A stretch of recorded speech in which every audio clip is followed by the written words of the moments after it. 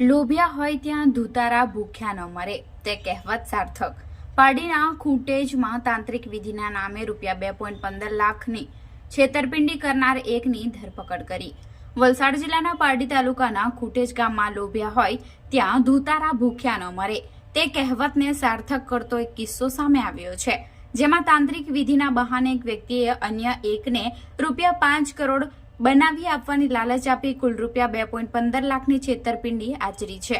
આ બનાવમાં આરોપી અનવર થેબાએ ભોગ બનનારને જણાવ્યું હતું કે તાંત્રિક વિધિ દ્વારા ₹5 કરોડ બનાવી આપશે.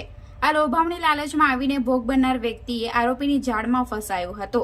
આ આરોપી અનવર થોબાએ પાણી ભરેલી ટાંકીમાં શેમ્પૂ, ગુલાબજળ અને સાબુ પાવડર જેવી વસ્તુઓ નાખી કાગળના બંડલને ઘસ્યા હતા અને ત્યારબાદ ₹20 અને 500ની સાચી નોટો બતાવીને ભોગ બનનારનો વિશ્વાસ જીત્યો હતો.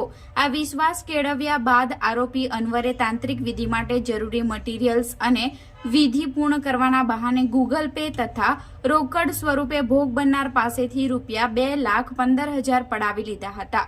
રૂપિયા લીધા બાદ આરોપી અનવર ફરિયાદીને એક કોથળી આપીને ત્યાંથી પલાયન થઈ ગયો હતો. જો કે ફરિયાદીએ જ્યારે કોથળી ખોલીને જોયું ત્યારે નોટના 5 જેટલા બંડલોમાં ઉપરની બાજુએ માત્ર ₹500ની સાચી નોટો હતી, જ્યારે બાકીના તમામ બંડલોમાં ભારતીય મનોરંજન બેંક લખેલી નકલી નોટો મળી આવી હતી. પોતાની સાથે છેતરપિંડી થઈ હોવાનું જાણતા જ ફરિયાદીએ તાત્કાલિક પારડી પોલીસ મથકે ફરિયાદ નોંધાવી હતી.